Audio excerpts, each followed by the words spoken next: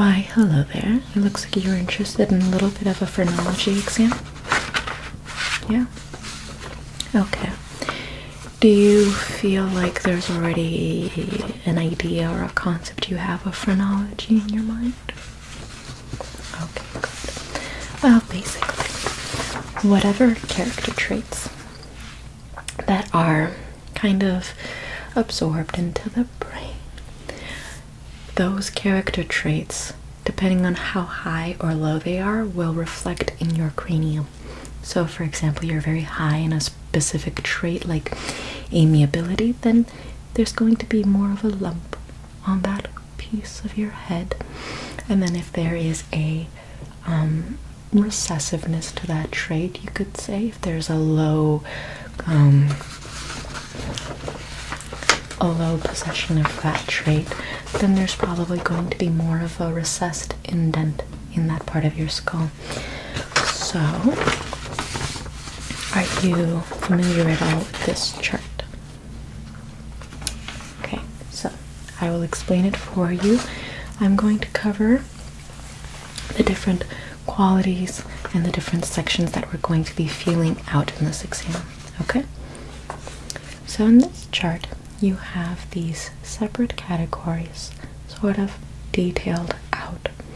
We have in the back here, the domestic traits, sort of around the occipital lobe, right here in the back of your head. We also have the aspiring section of your brain right here. This is more so the conceptual area of your brain, right here towards the higher back part of your head. Then around your ears, we have the animism trait, or the animal instinct, around our ears, around these traits, so we can find or maybe feel a couple of little bumps around this section. And then around really the center of the parietal lobe, we have the self-reflecting section. And this self-reflecting section is where we see more of a capacity to be self-aware or to be socially aware. We also have a reflective section. This is also where we can see a lot of social awareness coming through. This is more towards the frontal lobe of your brain. If this is well developed, then you'll have a little more social awareness. And then also in the frontal lobe, we have the perceptive sort of traits. So I will be breaking down these traits as we feel for them one by one around your skull. How does that sound? Okay, very good.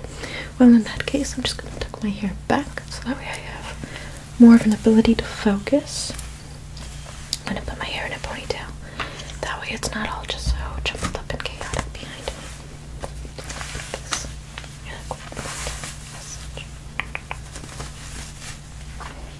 There we go. Okay, and now I'm going to be examining your face and your skull. So if you wouldn't mind looking straight at me, thank you. I just want to get a good feel for your head. I'm now going to be just feeling out your head, feeling out the back of it.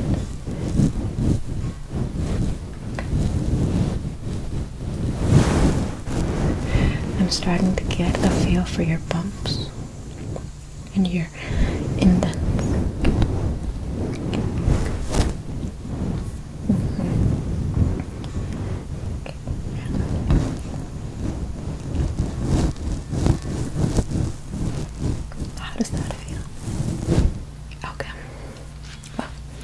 We're going to go section by section. I'm going to put on my glasses, that way I can better assess what is going on. And I'm going to be using this chart to kind of guide me along the process. Okay, so first we're going to go towards the back of your head. And we're going to inspect the domestic section of your head, right here in the back.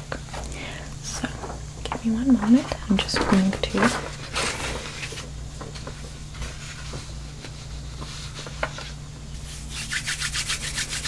inspect the section of your head, right here. I'm just gonna go.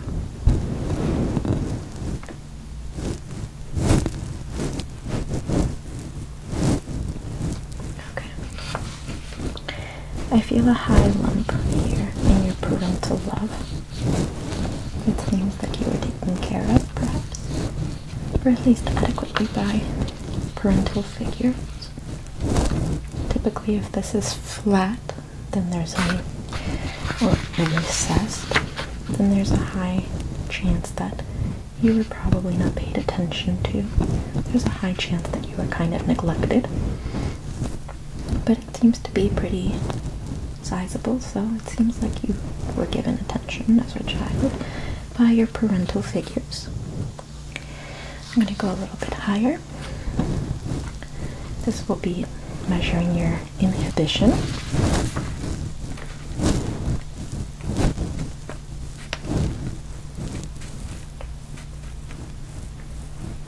Yeah. Give me one moment. Inhibition.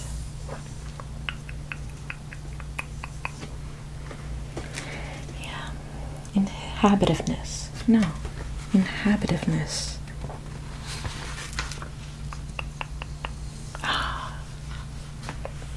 Inhabitiveness. This measures your love of home. It seems to also be quite raised. Congratulations. You have a well-adjusted life. Typically, if that's also flat or recessed, then that means that there is probably not the most fond sentiment when it comes to having a home or a place that feels like home. Typically, if one is uncomfortable with a sense of home, there are usually people who tend to move around a lot, who tend to invite practically strangers into their home. But if one has a high rate of inhabitiveness, then they're most comfortable having their own dwelling, having a home, and establishing it for themselves is seemingly quite easy since they have an idea of what it's supposed to look like. The next section we will be feeling out is friendship or adhesiveness. Now, friendship or adhesiveness is pretty much one's capacity to be social. This trait can be found in the back, but slightly right about here. I'm going to be feeling this out on you and seeing if it's recessed or prominent.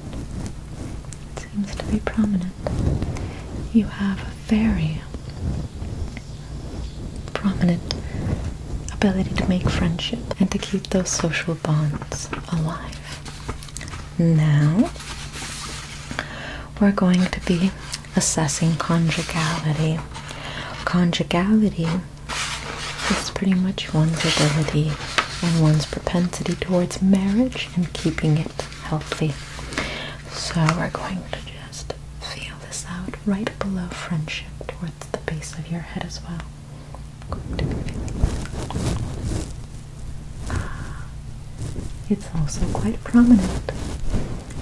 You have a prominent sense of conjugality.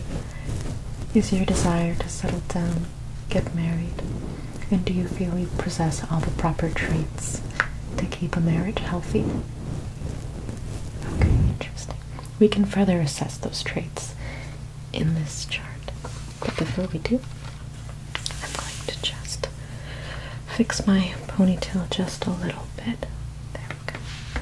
I get a little bit particular with how my hair lays. It helps me either focus or get distracted. Now, we're going to be measuring amativeness at the base of the skull. Amativeness is the love between sexes, so the romantic love of the opposite sex. This is located at the base of your neck. So I'm just going to go around and feel that real quick. This is what measures your sense of need for the opposite. Oh, it's very prominent. It is very, very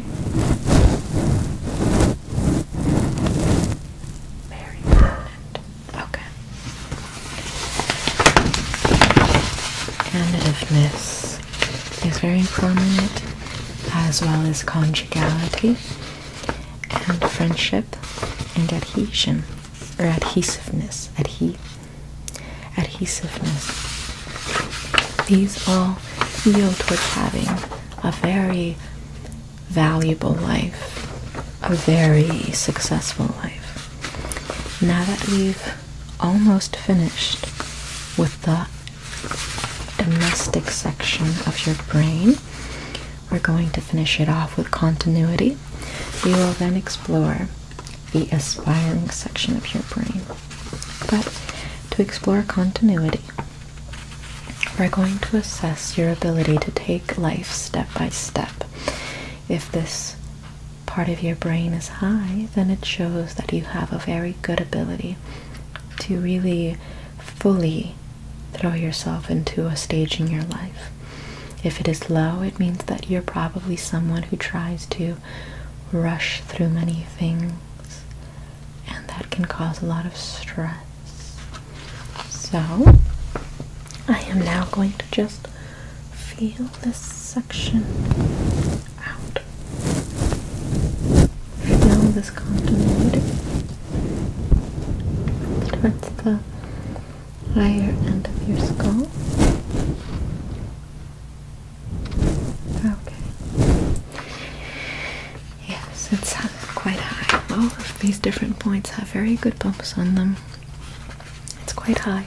So, pretty much your entire animal, or rather domestic, section of your brain is very well intact, I guess, to explain it. It's all very healthy. Now we're going to go and explore the aspiring section of your mind.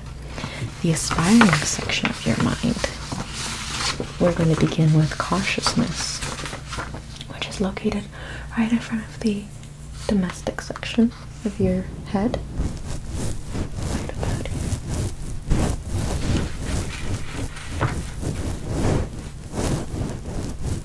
There we go. This reflects a sense of prudence and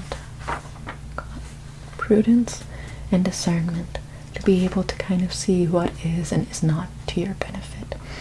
And it does feel quite high. It doesn't seem to have a bump, which means that you're probably the type to basically notice when there's a danger nearby, and to cautiously and with a little bit of wisdom kind of avoid any sort of risky or bad ideas. The next little section that we're going to be feeling out is approbativeness. Now, with your approbativeness, it's a reflection of your sense of ambition, your sense of want, your sense of aspiring to the next goal. So I'm just going to feel out your approbativeness.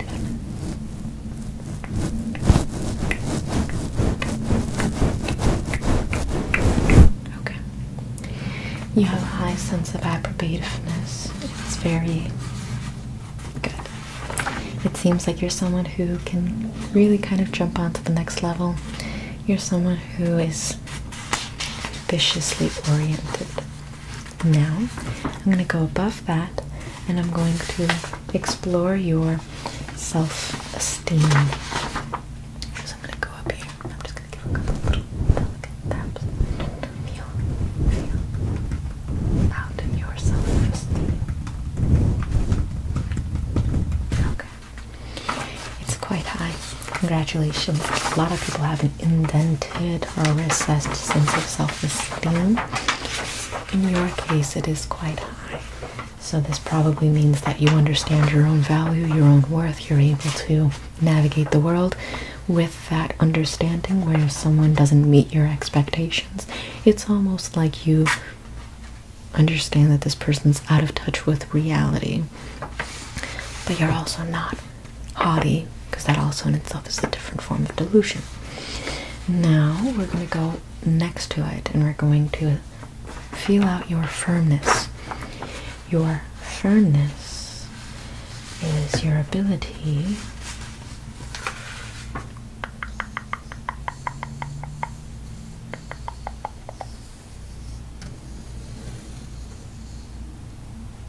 basically your conviction. It's your sense of being able to maintain boundaries. So, I'm now going to feel out your firmness. I'm going to give a couple taps.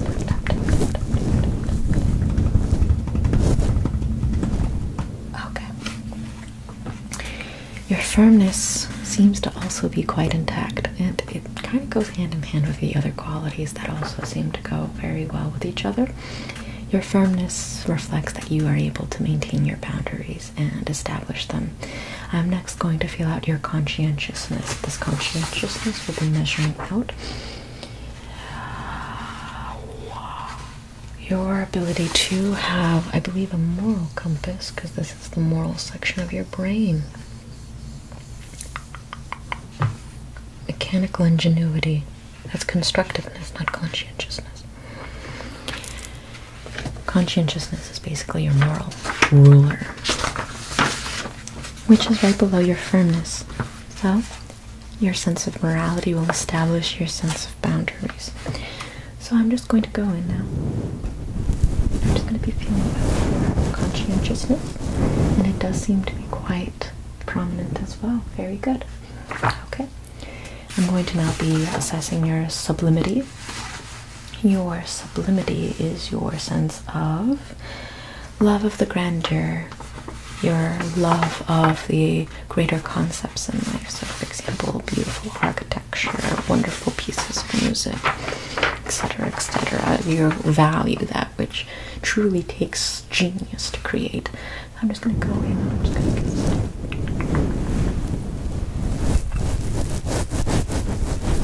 okay. Yep. Seems like you rank high on that too. Congratulations. Now I'm going to be going around your ear. And I'm going to be measuring out your more animal instinct. And then these animal instincts, I'm going to be telling you which ones you rank high in and which ones you rank low in. Okay? Okay, good. So right here at the base of your ear, I'm going to be feeling out if there's a bump right here. Okay? I'm going to go right here. You have a lot of vitaviness. This means you have a lot of love for life. Vitality, vitativeness, vitality. It's a love for life. You have a lot of zeal to continue living and making the most of it. It's almost a gift for you. If not, it is a gift for you. You make the best of what you have and you seek to basically get more of it. Above that we have combativeness. Now combativeness measures your resistance or your sense of defense. I'm going to feel this one out a little bit.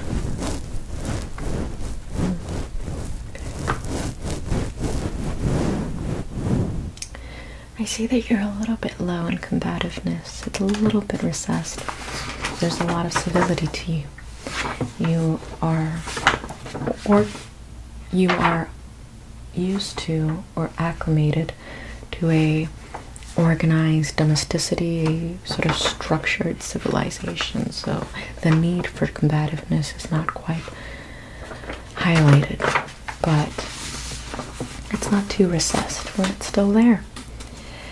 You have next in your mind secretiveness, just your ability to trust or to maintain a sense of regulation on that which you can pass on to another. Okay. Your secretiveness is a little bit high, but not too high. There's a lot of transparency with you, so it's not too high. And then right above that, we're going to go right behind your ear to destructiveness.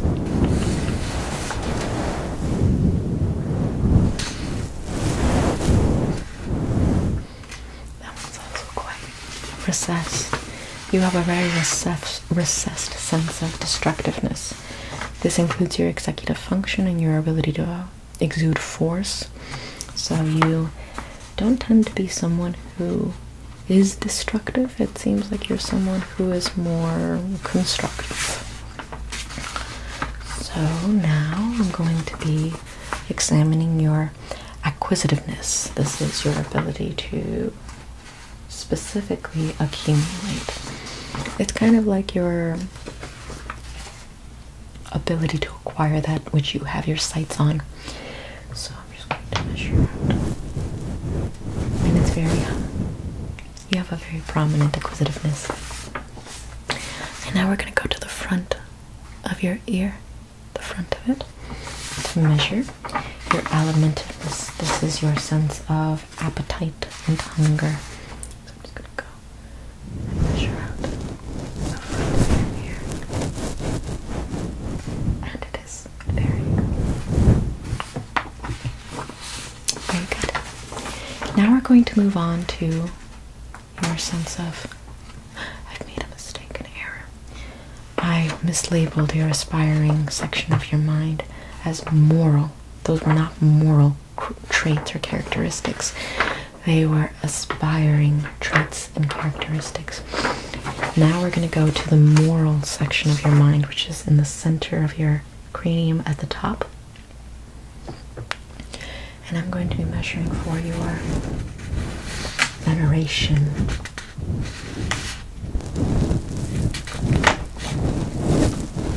Veneration is your sense of acknowledging the holy, the divine,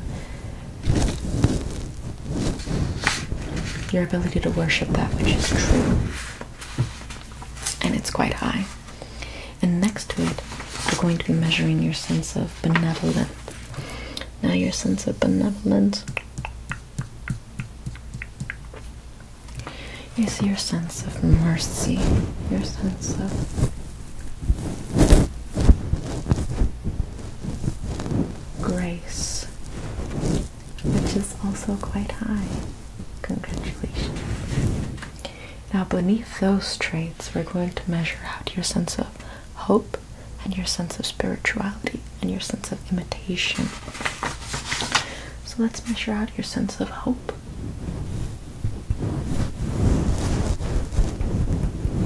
Okay. Also quite high in your sense of spirituality. Okay, very high in your sense of imitation. Okay, very high. You're high in being an optimistic person. You're someone who always understands that there's probably a bigger, more positive game at play. You're someone who's highly spiritual, meaning that there is a world outside of the material realm that you see beyond. You can understand that there's probably deeper forces at play that don't meet the eye. And you're high in imitation, meaning that you're able to role model, you're able to model yourself after someone who embodies a role that you venerate or value. Now beneath the moral traits, we have the self-perfecting traits, not self-reflecting, self-perfecting traits.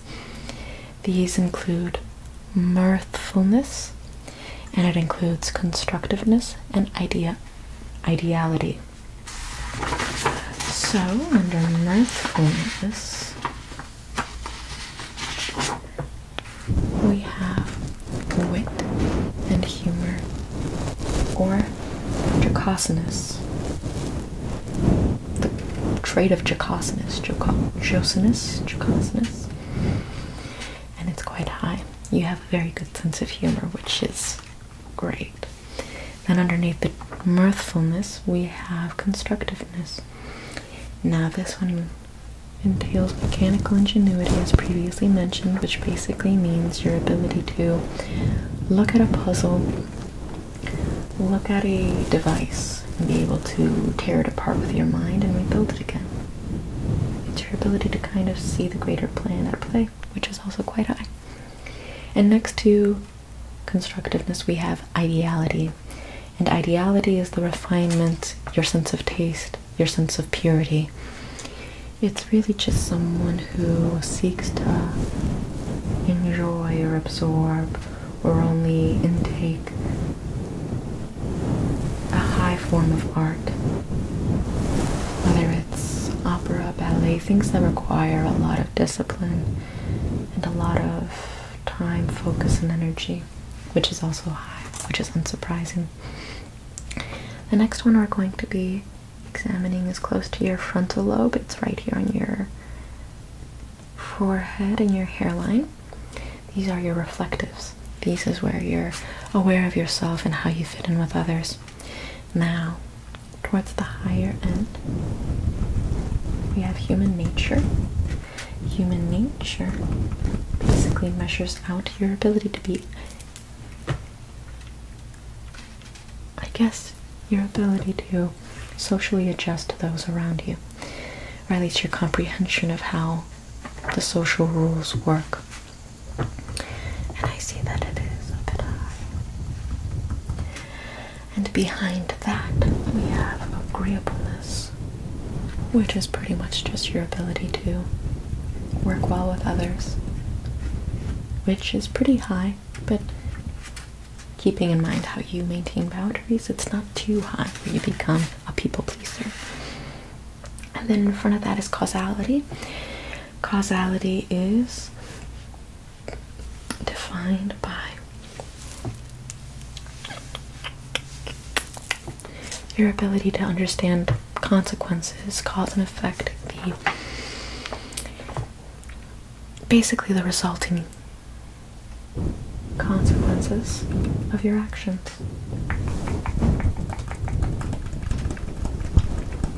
And it's also quite high.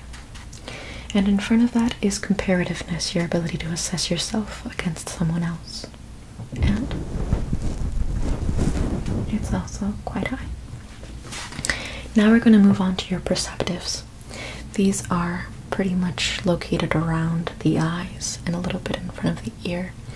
So I'm first going to start between your eyebrows to sense your individuality, your sense of, or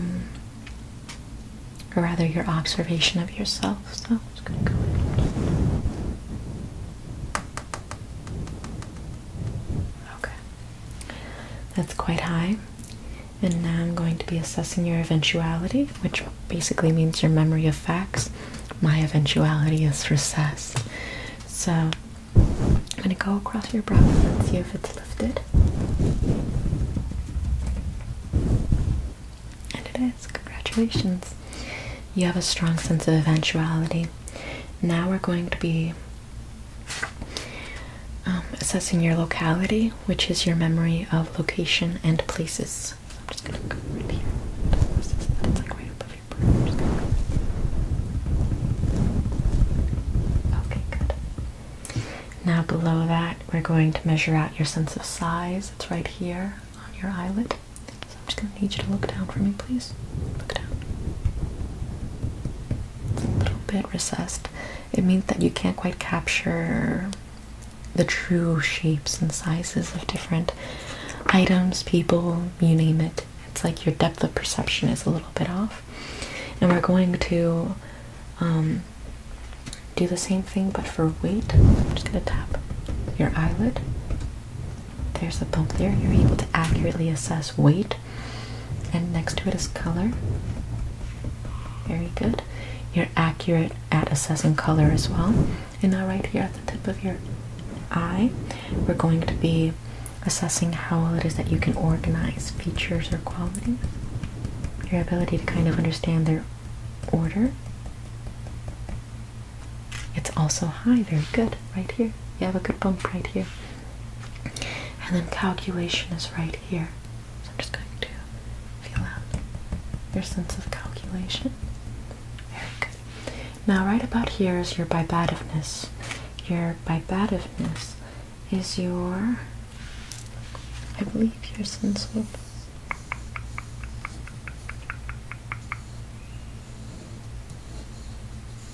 drinking, I believe. So I'm just going to feel it out and see if it's recessed or lifted. It's a little bit lifted, but it's not too lifted. And next to vibativeness, we have tune. So your ability to process music, discern notes, appreciate sound. So give this a little good tap, tap, tap, tap, tap, tap, tap.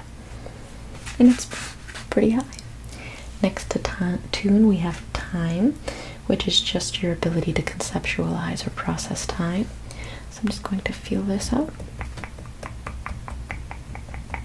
And it's also high. And I'm going to tap underneath your eye and see how you process language. It's also quite high. Okay, excellent. Well, to summarize the chart, we have a high rate of pretty much all traits minus your combativeness, your destructiveness, and your vibativeness. But pretty much all of your traits scored quite high, which reflects a well-adjusted individual. It seems like you possess a plethora of amiable traits that make you someone who's pleasant to be around. If a lot of these traits were more recessed, I would question how well-adjusted you feel in life and how much happiness you derive from it. But from what I can see, it seems like you're someone who's very well. You're doing very well, so congratulations. If you would like, we could go a little deeper into this study at a different time, but for now, that's sort of like a rundown of the process. So now you kind of have more of an idea of how it works. You can kind of next time break down each individual structure and really just feel it out. How does that sound? Okay, great. Let's make an appointment for it then.